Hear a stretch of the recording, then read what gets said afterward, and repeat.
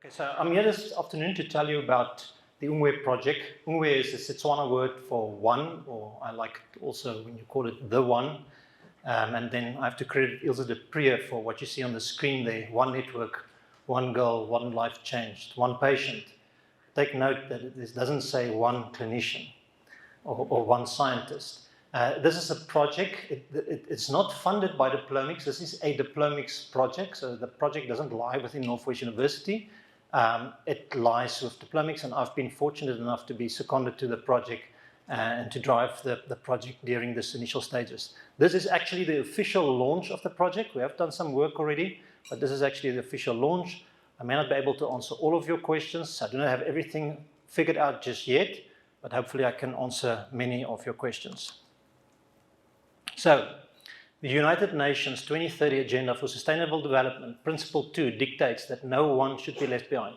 Member states have pledged their commitment to eradicate poverty, end discrimination and exclusion, and reduce inequalities and vulnerabilities. Surely there can be no societal situation where making good on this promise is more required than the one child born into poverty, discrimination and exclusion with a rare undiagnosed disease that decreases his or her life expectancy and quality and sentences him or her to a life of stigmatization and isolation. Any one moral person who have witnessed this is compelled to act. So keep this in mind if you're a researcher or clinician sitting here, in terms of your memorandums of understandings and all the agreements and the things that needs to happen. Keep this in the back of your mind. It will assist you in making the right decisions. Okay, so when I talk about rare diseases, I often use this example. We all know this. This is a story about the man watching the girl throwing the starfish back into the ocean, and he walks to her and he says, what are you doing? He says, well, I'm saving these starfish. And he says, well, there are thousands of them. You can't possibly make a difference. And she throws one and she says to him, well, I made a difference to that one. And, that's an important principle for us in rare diseases. But this is actually not the Nngwe model. So in the Nngwe model, the girl says to the man, listen, but why don't you help me? Or even better, why don't you go back and go and get all of your friends and bring them here and let's put all of these starfish back into the ocean, or get them to get their friends, and then if we work all together, we can move this entire mountain. So that is actually the Nngwe model. And I'm going to go into this in a little bit more detail as we go along. And it's particularly applicable to scientists and clinicians. So when we started this, and by now you can guess that this is a rare undiagnosed diseases project. And there are many projects like that in the world, and in many ways this is very similar, but there is one important twist. So we thought about this a lot, what is this project? So is it a project, a program? Is it research? Is it diagnostics? And then we came up with the idea that no, really, it's a pledge. It's a pledge to change your behavior, and some of you have been at our booth and you've gone through the pledge, and hopefully you've taken the pledge. And so what I would like to highlight, and the reason for this pledge is we have a lot of reasons of why we can't assist rare disease patients in the country in the way in which we would like to assist them. So the typical things that we say is, we don't have the resources, we don't have the expertise, we don't have the infrastructure, we don't have the money, we don't have the time. Government is, the Department of Health is not functioning the way in which it should function, lots of reasons. But there's one other reason that we never mention, and that reason is us. Okay, and when I say us, I talk about clinicians and scientists and to an extent allied healthcare professionals as well. Because the reality is that rare disease patients are extremely valuable. Okay, so just to give you an example, my favorite example is that you may not know about this drug, but it's called the PCSK9 inhibitors. It's a drug for hypercholesterolemia. It was discovered because of an observation in one rare disease patient. The market value of that drug last year was $3 billion. So that's the value of rare disease patients to the scientific community. And of course, there's the publications and all these things and so on. So the way in which Nngwe is different from other rare disease diagnostics projects is you have to take a pledge to say that you're going to put the patient first. All of those other things are still important. We do want students, we do want publications, we want all of those things. We want IP, we want South Africa to be part of the bioeconomy. But we're going to prioritize the patient first in everything that we do. That means sharing your knowledge, sharing your expertise, sharing your data, Accept your colleagues, accept their expertise, acknowledge their contributions and so on. And in that way, we're going to get to a diagnosis in the fastest way possible. Okay, so I've talked about the pledge. If you haven't taken the pledge, hopefully after this talk, you'll be inspired and you will go to our booth and take the pledge. So 2 days ago, it was just me and Ilse. Then last night, I think there were more than 20. I don't know where we are at the moment. But what we are doing is this. Nngwe is not my project. It's a project for all of us. So we are getting all of our clinicians and scientists on board. And we are going to share everything with you if you're on board, as long as you also share everything back. All of your data, all of your clinical information, everything that you've produced, all of your insights, all of your knowledge, and we're going to share with you as well. And that way, we're going to get a diagnosis to a patient in the fastest possible way. So, okay, but this is the question always, so what's in it for me? So let me, and with me I mean the clinician and the scientist. I'm being hard on the clinician and the scientist. I am one. And let me just say that, you know what, I've been guilty of these things as well.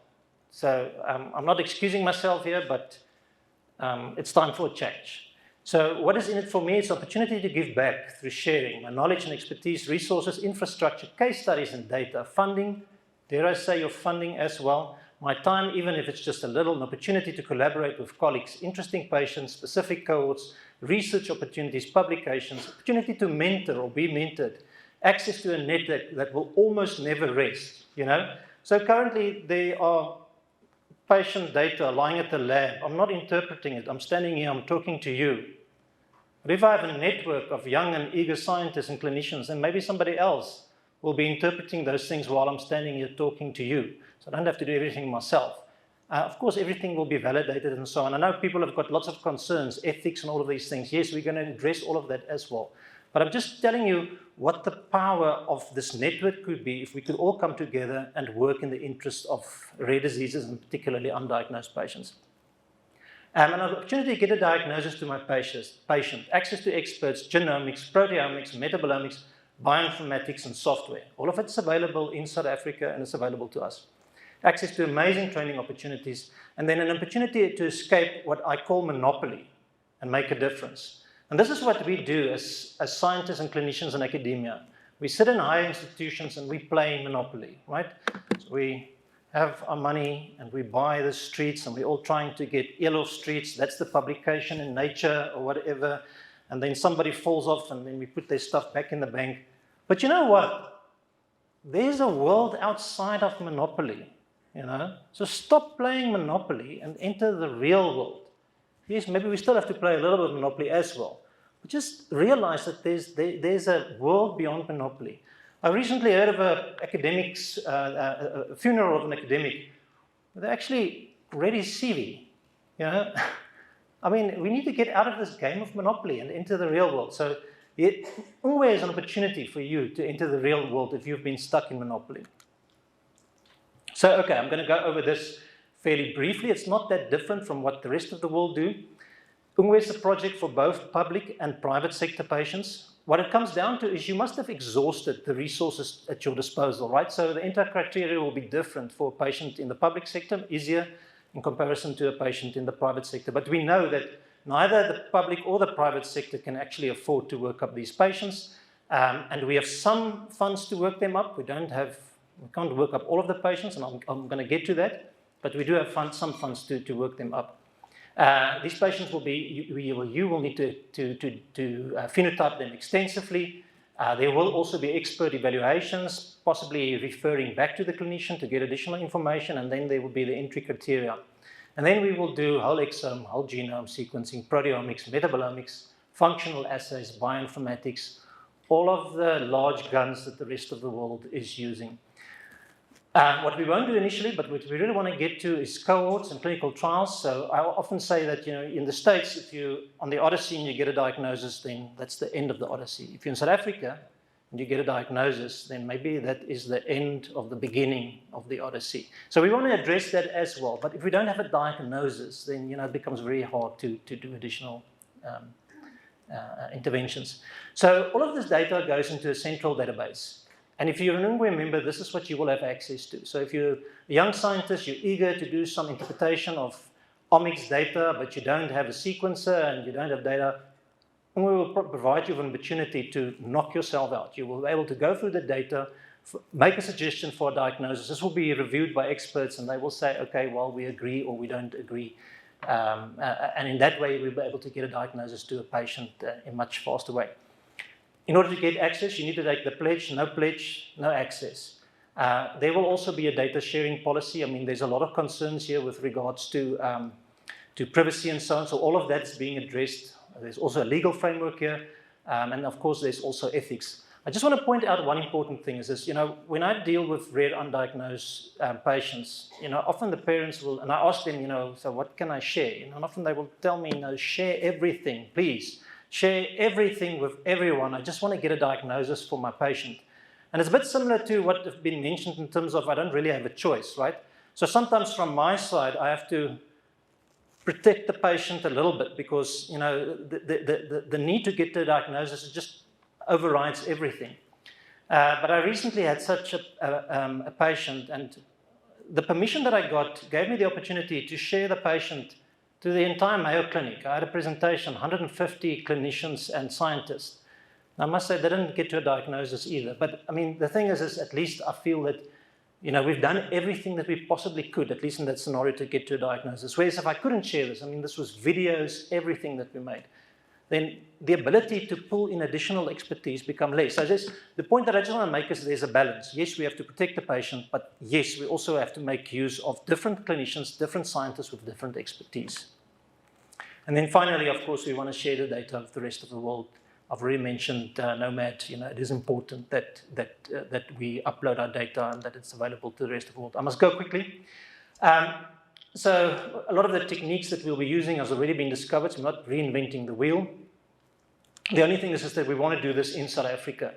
Some of the data will still leave the country. We're validating, we're collaborating with international, and some tests is only available internationally. But we certainly don't want all of the samples to leave the country, and none of the expertise is established in South Africa.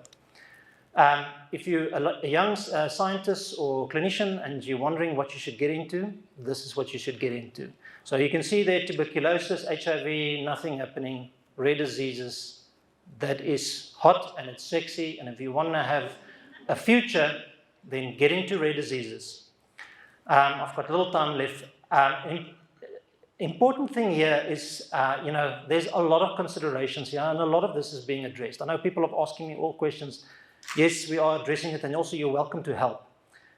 What I want to focus on specifically is the clinicians and the scientists. So this is what we need. We need a cohesive or one system, one way in South Africa in which we're going to work up rare undiagnosed patients. We need the expertise, training, software, inclusiveness, and transformed. And with transformed, I mean geographically transformed. So if you're sitting in the Eastern Cape, somewhere in a village, you must also have access in the same way as someone that lives next to Red Cross have access. An important other thing that I just want to highlight, I'm not going to be able to go through everything here, but what I want to highlight is Nngwe is not going to have any equipment, and it's not going to have any patients. So if there's a patient, we recruit the patient for the Rare Diseases Biobank. We make use of that resource because it's already available. They've figured out the ethics. They've got informed consent in multiple languages, in cartoons and whatever. So we make use of that. We're not going to do analysis. We've got laboratories in South Africa that can do the genomics, the proteomics, the metabolomics. We've got bioinformaticists. We've got everything. We just need to bring them together.